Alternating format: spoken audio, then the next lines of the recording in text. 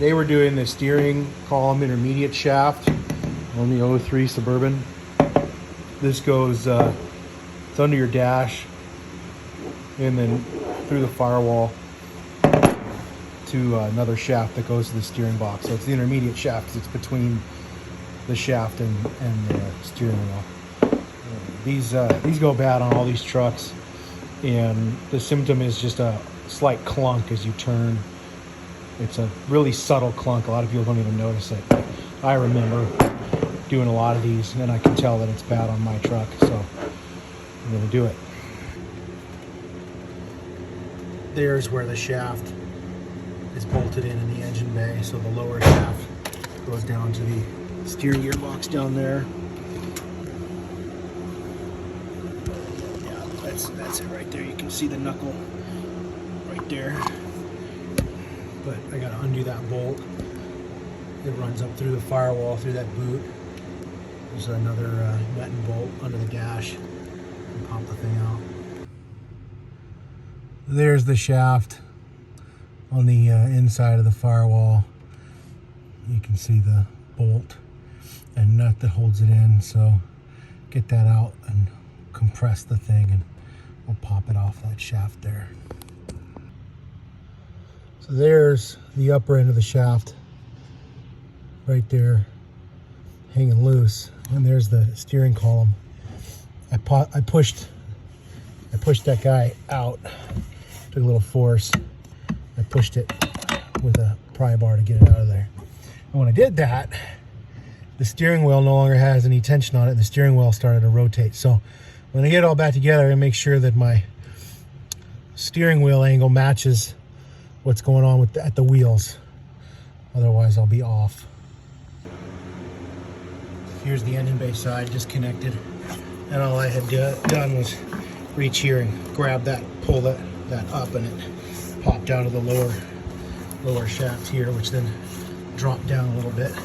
Now this comes out going up through the boot there, the inside of the vehicle. Actually, this one's got to come out through the engine bay, so I got to remove this whole rubber boot there. Looks like there's two 10mm fasteners. We'll pop those off and slide this out. So there's actually three of these nuts holding that boot on. And the one, I can't see. I know it's there.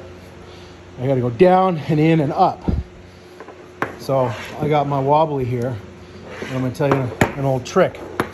A lot of time, like in this situation, if I got to go down, in, and up, my wobbly is just going to hang down like that.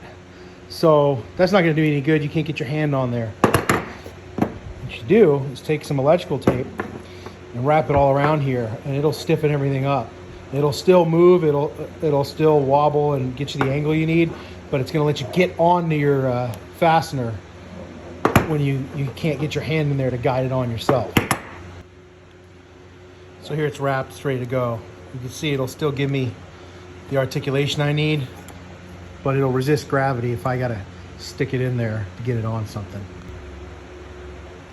Okay, we got it out. This is the one that's coming out. This is the one that's going in. Up here. A little slight cosmetic difference. This piece is larger. Interestingly enough, this is a remanufactured on it in 2005. The vehicle was a 03. So it's like, all right, was replaced after only 2 years. Interesting. So here's the new one. The dimensions are exactly the same.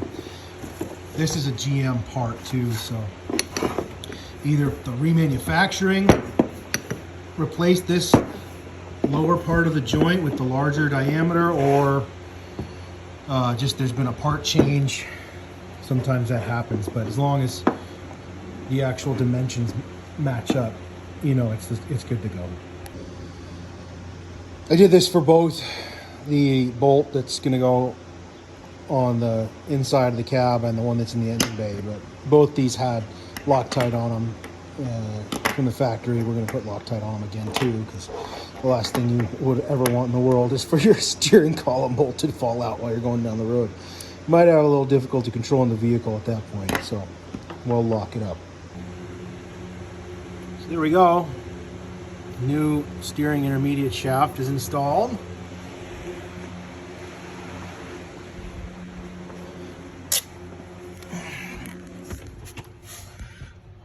I know you can tell it looks a hell of a lot different, right?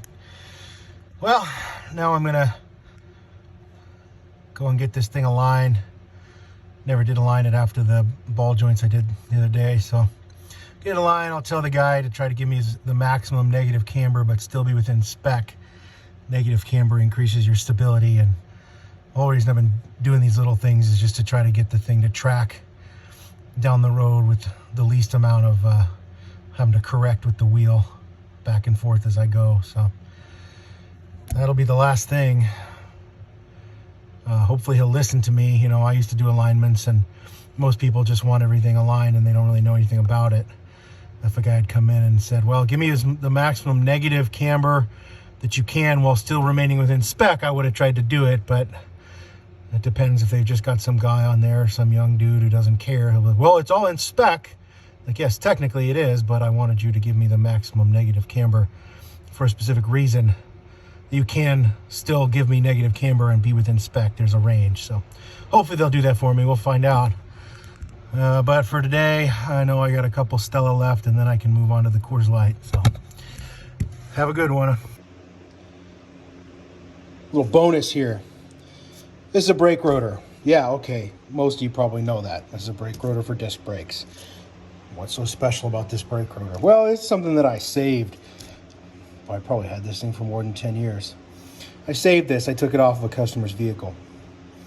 Why did I save it? That's why. This person came in and said their brakes were making noise. I can't remember if this one is the one. It might have been.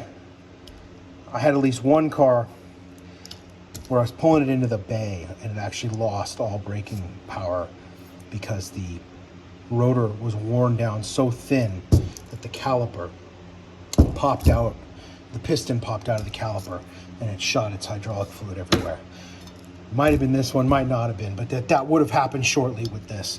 Wore down so much that the inner side of the rotor is entirely gone, which means they were metal on metal. They were metal on metal for a long fucking time. I mean, that noise would have been horrendous. And this had 6 lugs, so this was on like a truck. Some fucking people, they just don't have any money. And they just keep going down the road until the last possible moment. And it ends up costing them more. If the caliper piston popped out, I'm not putting that back in. You're buying a new caliper. This was from drum brakes. This is we call it the star wheel adjuster. It's in the back. It's inside your drum. This is how you adjust the tension of the brakes. This fell out into the inside of the drum, as you can see, completely wore down on one side. These was probably both on the same side at one point. I probably twisted this. Yeah, it was sitting like this.